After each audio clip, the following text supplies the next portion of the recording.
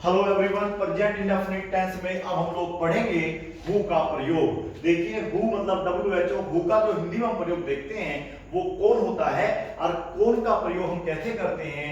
Who is used to एक्स someone's name, identity और position.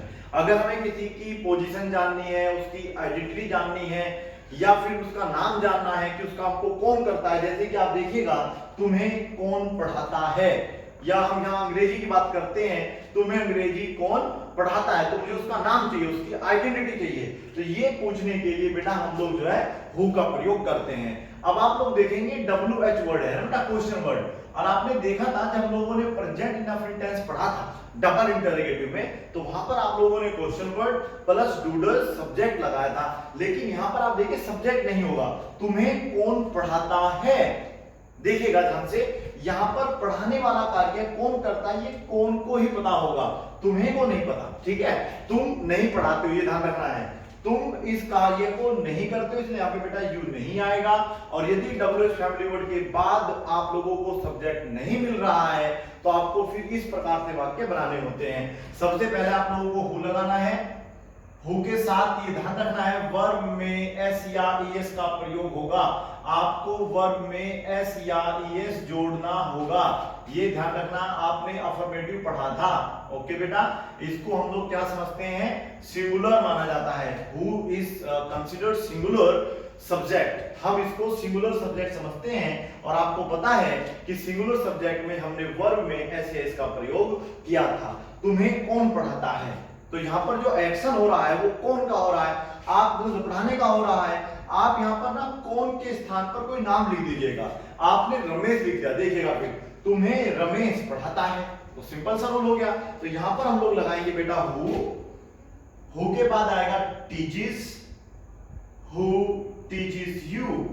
यहां पर बहुत सारे बच्चे गलती करते हैं, हु टीच यू, तो वो गलत तरीका होता है। हु इज टीच यू, ये गलत तरीका है। आप बोलेंगे हु टीचेस यू। अगर यहां पर अंग्रेजी है हु टीचेस यू इंग्लिश हो जाएगा, यहां पर मैथ है हु टीचेस यू मैथ्स हो जाएगा। समझ में आप लोगों को। देखिएगा तुम्हें कौन जानता है, कौन जानता है, यहां वर्ब है जानने का, तो जानने का मतलब यहाँ पे कौन सी करेक्ट है, तुमसे तो मतलब नहीं है ना, तो यहां पर बेटा हु लगाना होगा। हु और जानने को बोलते हैं नो, नो में लग जाएगा एस, तो बन गया हु नोज यू, तुम्हें कौन जानता है। जैसे तुम्हारी सहायता कौन करता है, यहां पर सहायता करने की बात हुई, क्या तुम सहायता करते हो, नहीं, तुम्हारी सहायता कौन करता है, उस करने वाले का नाम बताना है। तो ये एक आइडेंटिटी प्रकार से आपको क्वेश्चन पूछा गया है, तो यहां पर आप लगाएंगे who helps you, who helps you, तुम्हारी सहायता कौन करता है, वाक्य बन गया। समझ में बेटा। देखिएगा तुम लोगों में से, ये एक अलग मीनिंग हो जाएगी पूरी, तुम लोगों में से, ठीक है बेटा। डॉक्टर कौन बनना चाहता है, तो यहां पर जो है बनना चाहना मतलब चाहते हैं और डॉक्टर बनना, तो तुम में से कौन बनना चाहता है, तो कौन को हम लोग बोलते हैं हु। तो सबसे पहले आप बेटा हु का प्रयोग करेंगे, फिर यहां पर आएगा वांट, और ये ध्यान रखना है वांट में आपको एस लगाना है, तो यहां पर हो जाएगा who wants to be doctor, who wants to be a doctor out of you, who wants to be a doctor, तुम लोगों में से डॉक्टर कौन बनना चाहता है। और देखिएगा तुम लोगों में से को आप लोग अगर दो हैं तो बिटवीन यू लगाते हैं, अगर दो से अधिक हैं तो अमंग यू लगाते हैं, और अगर आपको बिटवीन भी नहीं लगाना, अमंग भी नहीं लगाना, तो फिर आप लगा सकते हैं out of you. Out of you का मतलब हो जाएगा तुम लोगों में से। तुम लोगों में से कार चलाना कौन जानता है, ऐसे बोलते नहीं बोलते हैं भाई कार चलाना कौन जानता है, किसे आती है कार चलानी, तो यहां पर हम हु की बात कर रहे हैं। हु नोज कौन जानता है, हु नोज ड्राइविंग लगा दीजिएगा आप लोग, हु नोज ड्राइविंग ऐसे बन जाएगा। या फिर आप लगा सकते हैं who knows how to drive a car, how to drive a car out of you, तुम लोगों में से की अंग्रेजी है आउट ऑफ यू। इस वाक्य को आप इस तरीके से बना सकते हैं who knows driving out of you, तुम लोगों में से ड्राइविंग कौन जानता है। हु नोज स्विमिंग यहाँ पे आ सकता है, हु नोज टीचिंग यहाँ पर आ सकता है। समझ में आप लोगों को। इस तरीके से आप वाक्य बनाने चाहिए, मतलब उसके साथ कौन रहता है, तो कौन को क्या बोलते हैं बेटा हु, उसके साथ आपको वर्ब लगाना है, तो यहां पर आएगा लिव्स विद हिम या विद हर। विद हिम का प्रयोग होगा अगर हम लड़के के लिए बात कर रहे हैं, मेल जेंडर की बात कर रहे हैं। और यदि हम विद हर लगाएंगे तो फिर हम किसी फीमेल की बात कर रहे होंगे, फीमेल जेंडर की बात कर रहे होंगे। यहां अक्सर कौन आता है, कौन को क्या बोलते हैं बेटा, हु। यहां पर आएगा often, who often comes here, comes here. यहां अक्सर कौन आता है। तुम्हारी बात कौन नहीं मानता है।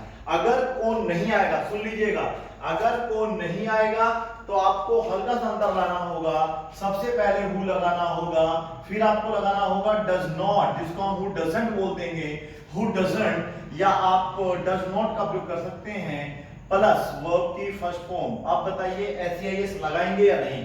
मैंने आपको बताया था कि डज और डू के साथ कभी भी वर्ब में एसईआईएस नहीं लगता है, तो डज नॉट के बाद वर्ब की फर्स्ट फॉर्म का प्रयोग होगा, ऑब्जेक्ट प्लस इंट्रोगेशन मार्क। तो यहां पर आप लोगों को लगाना होगा हु डज नॉट। क्या लगाना होगा बेटा, हु डज नॉट। बात मानने के लिए हम लोग फॉलो लगा सकते हैं, ओबे लगा सकते हैं। Who does not obey you, who does not follow you. तुम्हारी बात के लिए यहां पर यू से ली जाएगी, मतलब तुम्हें कौन नहीं मानता है, फॉलो नहीं करता है। समझ में आप लोगों को, who does not obey you, या फिर हम बना सकते हैं who does not follow you. तुम्हें प्रेरित कौन करता है, तुम्हें प्रेरित कौन करता है जब तुम परेशानी में होते हो। इस वाक्य को भी कंप्लीट करेंगे। पहले देखिए, खेलना कौन चाहता है, पिकनिक पर कौन जाना चाहता है, गांव कौन जाना चाहता है। अक्सर ऐसे पूछते हैं, तो बेटा ये भी आप इस तरीके से पूछेंगे, हु वांट्स, कौन चाहता है, to play, who wants to play. Out of you लगा सकते हैं तुम लोगों में से, अमंग यू भी लगा सकते हैं तुम लोगों में से। समझ में आप लोगों को, इसे आप नोट कर लेना। अब हम लोग जो है ना इस वाक्य को बना के दिखाएंगे। क्या है बेटा वाक्य, जब तुम परेशानी में होते हो। अब आप ध्यान से बनाइएगा इस वाक्य को।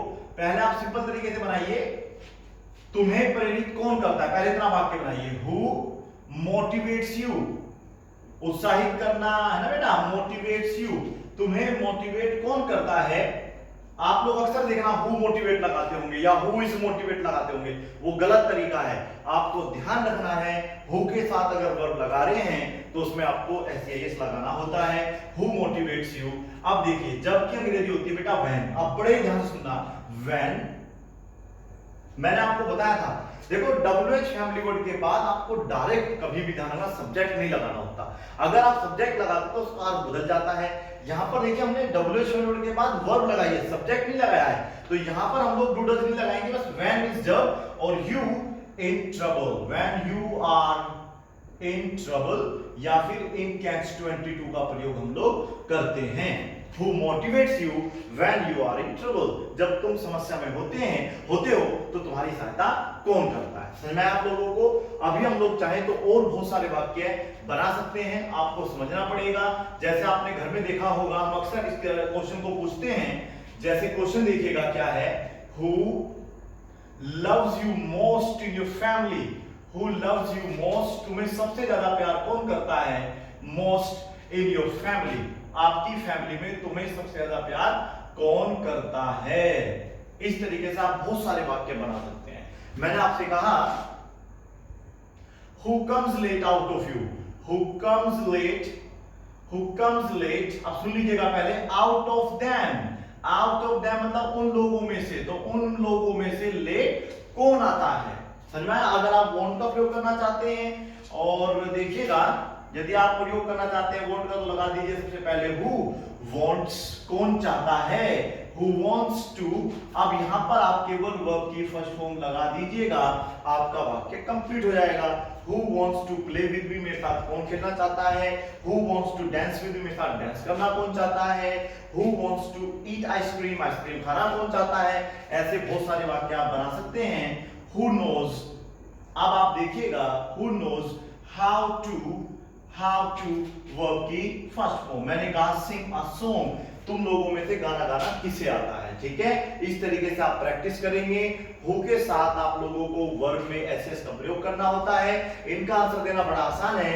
Who loves you most in your family, आप यहां पर लगा दीजिएगा my father loves me most in my family. मतलब हु के स्थान पे आप लोगों को उसका नाम बता देना है, बस आपका वाक्य पूरा कंप्लीट हो जाएगा। देखिएगा who motivates you when you are in trouble, तो आप लिख सकते हैं my teacher motivates me when I am in trouble. जब आप देखो क्वेश्चन हम यू से पूछते हैं तो आंसर आई में देते हैं। मुझे उम्मीद है आपको समझ में आया होगा। अब आप इसे नोट करिएगा, प्रैक्टिस करिएगा। 110% आपके जो स्किल्स हैं वो बिल्कुल ग्रो भी होंगे और इंप्रूव भी होंगे। Thank you so much for watching this video.